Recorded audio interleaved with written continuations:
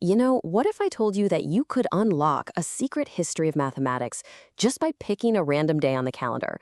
Not a famous one like Pi Day, but just a regular day. Well, let's dive into that idea. We're going to explore a day in math history, and we're going to do it all through the lens of March 2nd. So, really, what can one day show us? Turns out, a single 24-hour slice of time can be this incredible crossroads for genius, for conflict, and for total revolutions in the world of numbers.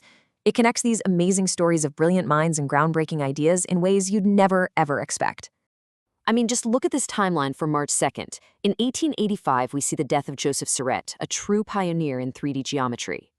Then, on that same date, you've got the birth of Charles Pisot, a number theorist whose life was defined by shifting borders.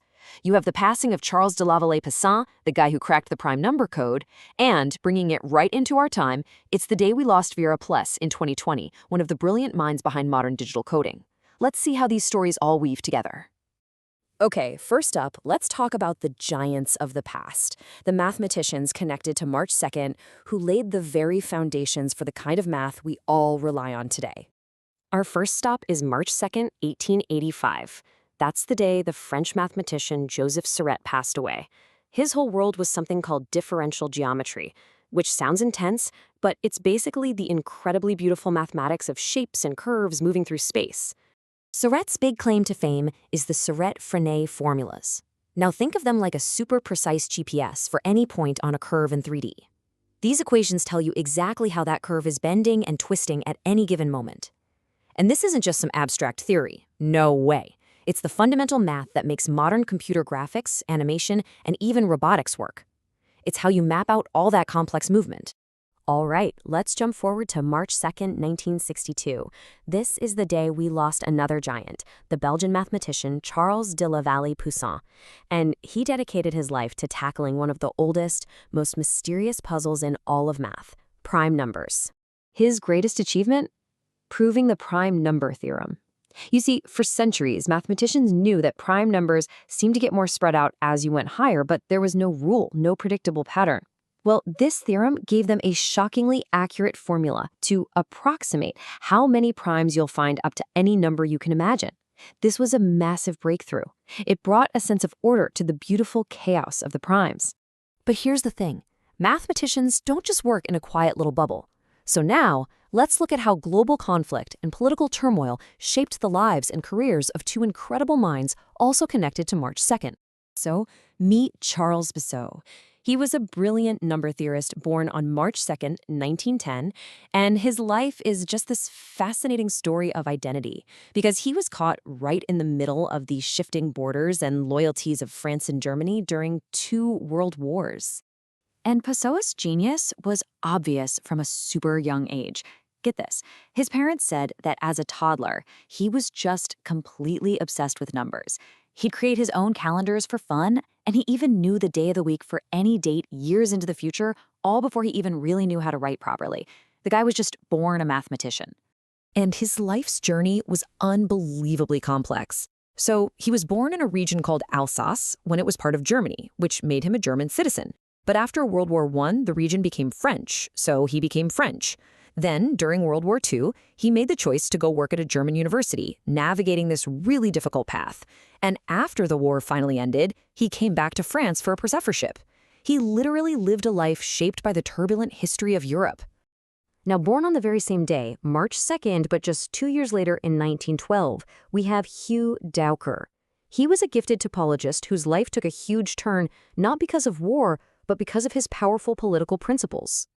In the early 1950s, the United States was in the grip of McCarthyism, and Dowker and his wife, Yael, who was also a mathematician, found the political climate just so menacing that they made a life-altering choice. They packed up and left the U.S. for England. It was a move that totally reshaped their careers and their lives, and it was all a principled stand against the intense anti-communist paranoia of the time.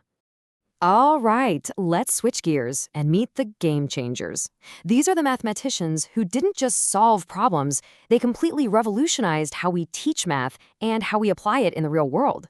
Edward Begle, who passed away on March 2nd, 1978, was a topologist by training, but his real legacy is in education. He was the architect of the massive new math movement that you might have heard about, the one that swept through American schools. And this quote from Begle himself, it just perfectly captures the enormous task he took on. He knew that fixing an entire country's math education system was going to be an unbelievably complicated challenge, and he just dove in headfirst, ready to go. He led this hugely influential group, the School Mathematics Study Group, or SMSG. And their goals were so ambitious, to reform the entire K-12 math curriculum. The big idea was to shift the focus from just memorizing formulas to actually understanding the deep concepts behind them. He also pioneered the idea of having professional mathematicians team up to write textbooks, bringing cutting-edge ideas right into the classroom. Okay, now let's turn to Jacob T. Schwartz, a true visionary who died on March 2nd, 2009. This was a guy who saw the future, and for him, that future was the powerful bridge between pure abstract mathematics and the brand new field of computer science. His career path is just incredible. He starts out in these deep, highly theoretical areas of math, and then he just pivots. He applies that same intense thinking to computer science, making huge contributions to parallel computing and even the motion planning algorithms that make modern robotics possible. He was a master of both the abstract and the applied. It's amazing. And the story of March 2nd doesn't just stop in the 20th century. Nope. It continues right into our modern era, with mathematicians who are solving problems that are both ancient and uniquely digital. So let's look at two final remarkable figures. On one side, you've got Vera Pless, who passed away on March 2nd, 2020. Her work is absolutely essential for securing our digital world. And on the other side, Yuri Matiyasevich, born on March 2nd, 1947, who famously solved a problem that many thought was literally unsolvable. Vera Pless was a true pioneer of coding theory. That's the math that finds and fixes errors in digital data.